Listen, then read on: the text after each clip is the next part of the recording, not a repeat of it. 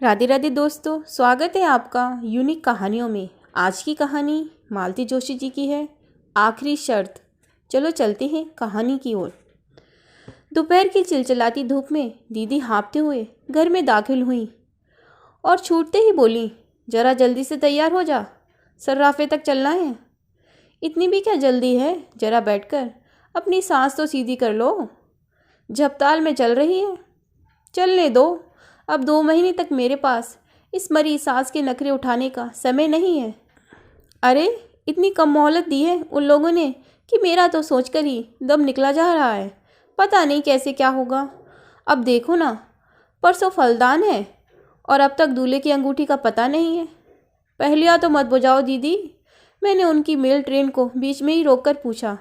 ये तुम किसकी शादी की बात कर रही हो? लो और सुनो, दीदी ने तुनक कर कहा। मेरे कोई 10-5 लड़कियां हैं। मैं तो अवाक रह गई। बड़ी देर बाद मेरी आवाज़ फूटी, दीदी क्या सचमुच तुम मधु की शादी कर रही हो? क्यों, तुम्हें इतना ताज्जुब क्यों हो रहा है? दीदी ने तोरी चढ़ाकर पूछा। मधु अब दूध पीती बच्ची तो रही नहीं। इस उम्र में तो मैं मधु की माँ बन गई थी।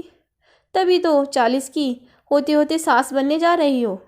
खैर, तुम अपनी बात रहने दो। तुम मधु की तरह स्कॉलर नहीं थी, तुम्हारे सामने कोई कैरियर नहीं था। लेकिन जरा अपनी बेटी के बारे में तो सोचो। उसकी प्रीलिम की परीक्षा सिर पर है। इस हंगामे के बीच लड़की क्या खाक पड़ पाएगी? दीदी, तुम्हारी लड़की आईएएस की परीक्षा की तैयारी कर रही है। तुमने क्या इसे मामूली बीए एमए का इम्तिहान समझ लिया है? अरे, भाड़ में गया तुम्हारा आईएएस। तुम ही लोगों ने उसका दिमाग खराब किया हुआ है। अरे वाह, तुम्हारी गोल्ड मेडलिस्ट बिटिया की हौसला अफजाई भी गुनाह हो गई। हर साल बेचारी मेरिट लाती रही है। ऐसी जहीं लड़की आईएएस ना बनेगी तो कौन बनेगा? हम तो बड़ी आशा लगाए थे कि अपने परिवार में भी कोई कलेक्टर बनेगी, और उस कलेक्टरानी के लिए हम कमिश्नर दूल्हा कहाँ से लाएंगे, ये भी सोचा है। तो क्या सिर्फ इसलिए तुम अपनी ब्रिलियंट लड़की का कैरियर चौपट कर रही हो? ये तो अन्याय है दीदी। अन्याय नहीं, समझदारी है। एक बार कैरियर बन जाने पर क्या ये लड़कियां हाथ आती हैं? तब इनके पर निकल आते हैं। लेकिन दीदी, अब लेक्चर ही झाड़ती रहोगी या उठोगी भी? सारा मूड चौपट कर दिया। ये तो हुआ नहीं कि बधाई दे देती, घर वर के बारे में पूछताछ ही कर लेती। बस अपना ज्ञान बखाड़ने बैठ गई। छोटी बहनों का यही तो कर्तव्य होता है। एक मैं ही पागल थी जो धूप में भागी भागी यहाँ आई भाषण सुनने। दीदी के तेवर देखकर मैंने चुपचाप अपना आक्रोश गटक लिया और कपड़े बदलने लग गई। मुश्किल से 10 मिनट लगे होंगे, लेकिन सड़क पर आने के बाद ध्यान आया कि दीदी का पारा अभी भी उतरा नहीं है। वैसे उन्हें मनाना ऐसा मुश्किल भी नहीं था। मैंने बस थोड़ी सी उत्सुकता जताकर दूल्हे का पता ठिकाना पूछ लिया और दीदी का सारा गुस्सा उड़न छू हो गया। घंटे भर से वे वैसे ही इसी अवसर की प्रतीक्षा में थी। एक बार जो शुरू हुई तो बस बोलती ही चली गई। होने वाले दामाद की पूरी वंशावली मुझे सुना गई। फिर बड़े मनयोग से उन्होंने ये बताया कि कितनी खोजबीन के बाद ये हीरा उनके हाथ लगा है। मधु ने पूर्व जन्म में बड़े पुण्य किए होंगे, नहीं तो इतनी बड़ी जगह की वो कल्पना ही नहीं कर सकते थे। कैसे कैसे धनी मानी लोग रिश्ते की आस लगाए बैठे थे। ढेर सा दान दहेज हर कहीं से मिल रहा था, पर लड़के ने मधु को देखा और बस सारे फोटो वापस कर दिए। ये दामाद प्रसंग पूरे रास्ते चलता रहा। प्रशंसा के लिए दीदी को जैसे शब्द ही नहीं मिल रहे थे, पर मेरा मन पूरे समय मधु में ही अटका रहा। बेचारी लड़की, भविष्य को लेकर उसने कैसे कैसे सपने बुने थे, सब धरे रह गए। हम लोगों ने भी उसके लिए बड़ी ऊंची कल्पनाएं की थी, पर सब व्यर्थ हो गई। अपनी पुश्तैनी दुकान से दीदी ने हीरे जैसे दामाद के लिए हीरे की अंगूठी खरीदी। एक बड़ी सी चांदी की ट्रे भी खरीदी गई। मधु का सेट तो बनकर तैयार था। उसकी सास के लिए 3 तोले के मंगलसूत्र का ऑर्डर दिया गया। दुकान से उतरते हुए दीदी भेद भरे अंदाज में बोली, सास पिटारा ऐसा भेजूंगी कि देखना, आंखें फटी की फटी रह जाएंगी। दीदी उस समय उत्साह की मूर्ति बनी हुई थी। शादी का जैसे उन पर नशा सा चढ़ गया था। उनका बस चलता तो शायद उस दिन पूरा बाजार ही खरीद लेती। जब पर्स में सिर्फ किराए के लायक पैसे बच रहे, तभी उन्होंने अपनी खरीदारी बंद की। इतनी जोखिम के साथ उन्हें घर अकेले भेजने का साहस नहीं हुआ। मैं भी साथ ही हो ली। मधु से मिलने का भी मन हो रहा था। घर एकदम सुनसान था।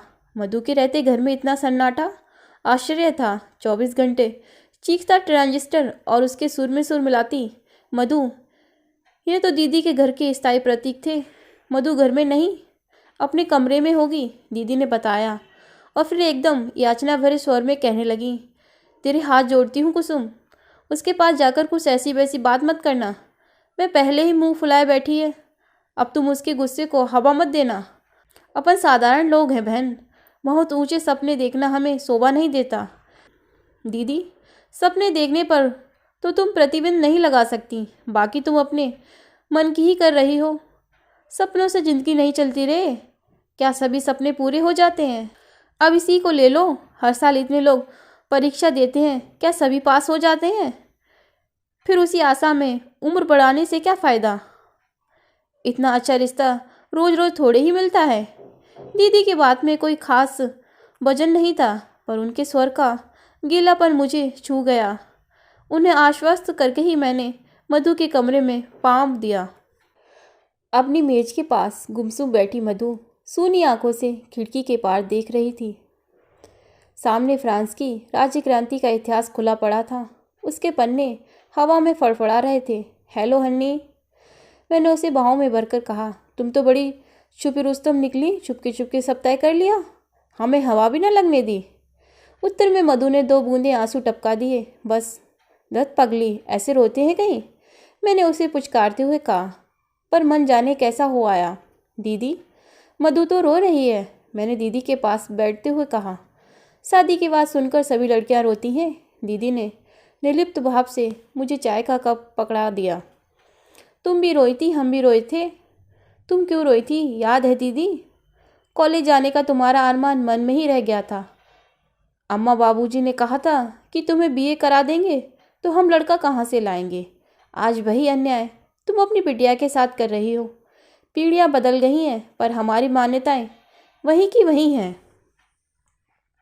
हम उन्हें अम्मा बाबूजी कहते थे, बच्चे हमें अब मम्मी पापा कहते हैं। बस इतना ही फ़र्क आया है, बाकी सब तो वैसा का वैसा ही है। वैसा का वैसा कहाँ है? मेरी लड़की डबल MA है। मैंने जो सहा उसका 10वां हिस्सा भी मैंने उसके हिस्से में नहीं आने दिया। और फिर जैसे अतीत में खोते हुए बोली, उस समय मैं क्यों रोई थी जानती हो? सगाई के बाद मेरा गाना बजाना छुड़वा दिया गया था। मेरी सास इसके लिए खास हिदायत देकर गई थी। जब तक वह जीती रही मुझे कभी गुनगुनाने भी ना दिया। अब तो खैर मेरी आवाज़ ही मर गई है, इसलिए मैंने मधु को कभी नहीं टोका। उसकी दादी गालियाँ निकालती रहीं, पापा तो हमेशा ही बरसते रहे, पर मैं हमेशा उसका बचाव करती रही। मेरा गला घोट दिया, कोई बात नहीं, पर लड़की पर यह अन्याय ना होने दूंगी।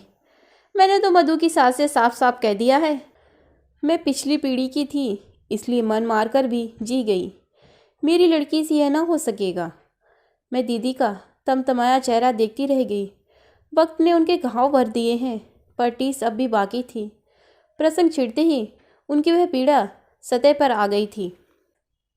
मुझे चुप देखकर ममता भरे स्वर में बोली, तुझे मधु की पढ़ाई की चिंता है ना? देख, भाग्य में विद्या होगी तो पढ़ ही लेगी। वैसे वे लोग बड़े समझदार हैं। अब रहने भी दो दीदी, शादी के बाद पढ़ना क्या होता है मुझसे पूछो। सारा घर जैसे आप पर पहरा देता है, एहसान जताता है, और अगर बदकिस्मती से आप कहीं फेल हो गए तो बस सारी जिंदगी ताने सुनते ही बीतती है। दीदी के घर से लौटते हुए मन बेहद उदास था। उनकी मौन व्यथा का एक साक्षात्कार हो जाने से मैं चौंक गई थी।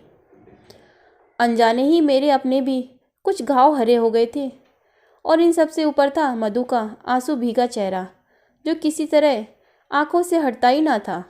सच, अगर हमें अपने बच्चों के पंख उतरने ही होते हैं तो पहले हम उन्हें आकांक्षाओं का आकाश देते ही क्यों हैं? घर में प्रवेश करते हुए डर रही थी कि सबके मुंह फूले होंगे। पड़ोस से चाबी लेकर घर खोलना ना बच्चों को अच्छा लगता है, ना उनके पापा को। सबके स्वागत में मेरा दरवाजे पर मिलना जैसे ज़रूरी है। लेकिन घर में मौसम खुशगवार था। वातावरण से प्रसन्नता की महक आ रही थी। चलते समय दीदी ने ज़बरदस्ती एक मिठाई का पैकेट थमा दिया था। मिठाई और मधु की शादी की खुशखबरी एक साथ पाकर जनता और भी खुश हो गई। आश्चर्य तो तब हुआ जब श्रीमान जी मेरे सामने काजू की बर्फ़ी का डिब्बा खोलकर खड़े हो गए। लो श्रीमती जी, तुम भी हमारी ओर से मुंह मीठा करो, तुम्हारी बिटिया भी झंडे गाड़ कर आई है। अच्छा, मैंने खुशी से डगमगाते हुए पूछा, क्या हुआ? Oh mummy, I am so happy today. मेरी पड़ोसी कन्या मेरे गले से झूल गई। अरे पहले मुझे बताओ तो कुछ, तुम्हारी बिटिया को मद्रास कला केंद्र की स्कॉलरशिप मिली है, किस लिए? भरतनाट्यम के क्या कहते हैं उसे, हाँ, गहन प्रशिक्षण के लिए, extensive study in Bharat Natyam. अब हमारी लाड़ो 3 साल तक मद्रास में रहकर बड़े बड़े महारथियों से प्रशिक्षण प्राप्त करेगी। ओ मम्मा, आई एम सो हैप्पी। शीतल फिर एक बार मुझसे झूलने को हुई थी कि मैंने उसे सख्ती से अलग किया और उसी सख्त लहजे में उसके पिता से पूछा, 3 साल तक मद्रास में रहेगी और इसकी पढ़ाई का क्या होगा? अरे भाई, पढ़ने के लिए ही तो जा रही है, बताया ना, गहन प्रशिक्षण के लिए जा रही है। अरे वाह, ये कोई पढ़ाई है? अच्छा भला तो नाच लेती है, अब और प्रशिक्षण लेके क्या करेगी? BA MA करके ही कोई क्या कर लेता है? जरा इस बात पर तो गौर करो कि 810 लोगों ने फार्म भरे थे, उनमें से केवल 10 को चुना गया है और उन 10 भाग्यशाली लोगों में तुम्हारी बिटिया भी एक है। कब भरे गए थे फार्म, किससे पूछकर भरे गए थे? आवेश से मेरा गला ही रुक गया। इतना एक्साइट क्यों हो रही हो? इतना बड़ा कदम क्या वह अपने मन से उठाएगी? मैंने भरवाया था और शायद तुम्हें बताया भी था। गलत, मुझे बताया होता तो मैं कभी ना हाँ करती। मैंने तो इसे डॉक्टर बनाने का सपना देखा था। छी, मैं नहीं बनूंगी डॉक्टर, मुझे वह चीड़फाड़ जरा भी अच्छी नहीं लगती। शीतल ने ऐसे मुंह बनाया जैसे उसे उबकाई आ रही हो। तुम्हें तो बस पैरों में घुंघरू बांधकर मटकना अच्छा लगता है, मैंने उससे भी बुरा मुंह बनाकर कहा। ये अच्छी जबरदस्ती है। शीतल के पिता सहायता के लिए दौड़ पड़े।